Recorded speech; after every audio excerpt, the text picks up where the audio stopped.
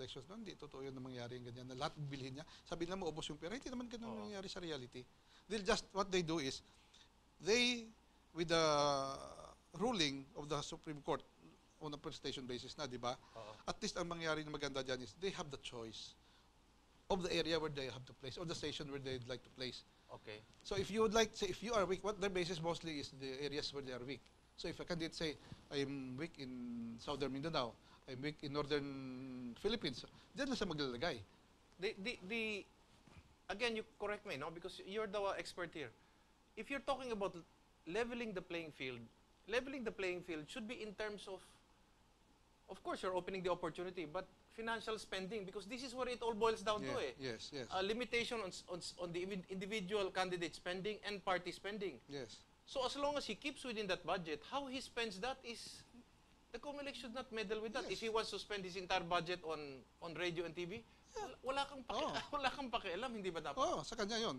And they have the law naman tayo, di ba? 3 But pesos. now they're going into even how much airtime you can use. Yes.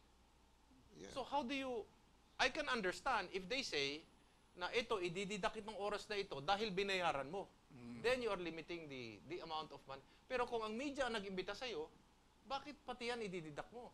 Now, we are discussing this because, you know, I'm just worried that in the future, if we allow this to slide, sabi nga ng mga Amerikano, COMELEC will end up looking at even the print media and say, the column space, the number of times you have to appear on TV, on print has to be also regulated because it might end up to be that silly. That is precisely also the reason that, you know, we're trying to oppose this really vehemently. No? Then the effects of this for our future, for our democracy, and for our freedom. Do you see that happening? Sabi ng COMELEC, to even the playing field, pati sa newspapers, kailangan merong limited times na lumabas yan. It's possible, yeah. It can happen. Hindi na pwedeng palagi silang lumalabas. Kaya sabi namin overregulation nga nangyari. No? But anyway, that's the court now handling this. And anyway, this is, or is this something that we do not know? And this is why the COMELEC is quiet about this. Maybe they have a strong suspicion regarding certain monopolies in media. And this is the reason why they're not telling us. Ito yung Article 16, General Provisions, Section 11. The Congress shall regulate or prohibit monopolies in commercial mass media when the public interest so requires. No combinations in restraint of trade or unfair competition therein shall be allowed. Is it because, without maybe COMELEC saying it, there are certain media outlets, yung mga malalaki, who own radio and TV in combination, that favor certain candidates or are partly owned by certain political clans or are in bed with, these are big questions, I'm sorry Herman, I have to ask this, or are in bed to win certain big contracts from government. This is the reason why COMELEC is stepping in and trying to be very strict na, sa totoo lang, pinapaboran nyo isang kandidato, isang partido, kaya pati yan, iipitin namin kayo. What do you think? Well, I don't know, but based on my observation, all parties naman are accommodated in networks. No? Siguro sa Radyo Bombo. I don't know in other but stations. in other stations, looking, viewing, and watching their shows, listening to their programs, parang nandyan naman lahat. No? So I don't really believe that it is favoring somebody. No? One, it depends on time availability, then availability of funds also, of course, of the candidate. No? Parang gano'n nakita ko, kasi pros and cons, may una, may LP, ganyan eh. So, but it's possible. But if that is their concern, I mean, the Commission on Elections, well, we have the other laws that, cover that. Will it help the KBP for certain politicians who may even have some 5%, 2% shares of stock in certain media outlets, that this should also be stated to the public as a caveat? Well, that can be proposed, no? Yeah, that can be a good incentive.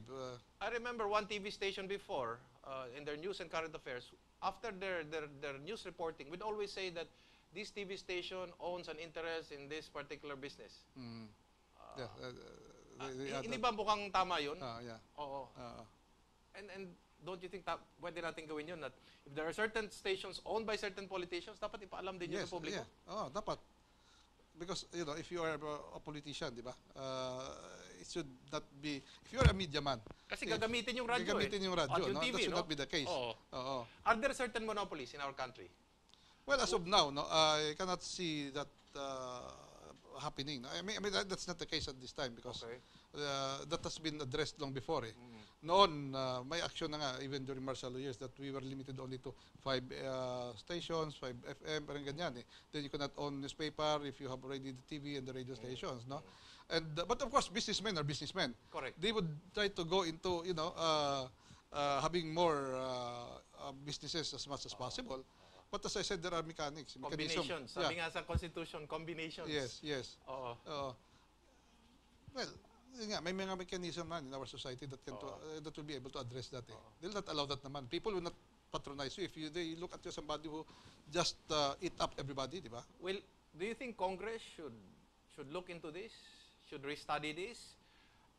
And in the process of restudying this, do you think Congress has the strength and the political will to to break any monopolies if it so does exist? I'm just saying if it so does exist. What do you think, Herman? Well, first, I beg to disagree that there are monopolies at this time. That has that's why already I been say addressed. if it so does exist. Yes. Okay. And if ever, I think, always, just like any media man, I think we should always try to prevent intervention by government Okay. in whatever issue that is affecting the media. Okay. Because we can, deal with ourselves and, You agree that if a person owns TV, radio, and newspaper, that is a monopoly? Well, ganun yung mangyari because, Okay. without... That's dangerous. Yeah, that good really for everybody because, he'll be that powerful, very influential. No? So it's very important now to define for Congress, in the next Congress, to look into this provision and check if monopolies, and I use the word if, I understand the position here of Herman. If there are monopolies, Yeah. and for them to define if there are monopolies existing in our country, and if combinations of businesses, even if they're cousins, are helpful to or are healthy for our democracy. Yes. Well, as I said, those proposition can be studied, no. But looking at what is happening right now, it's not like before that there really was control of a certain sector, just one person, just one group would control TV stations, di ba, during the Marcos years, no?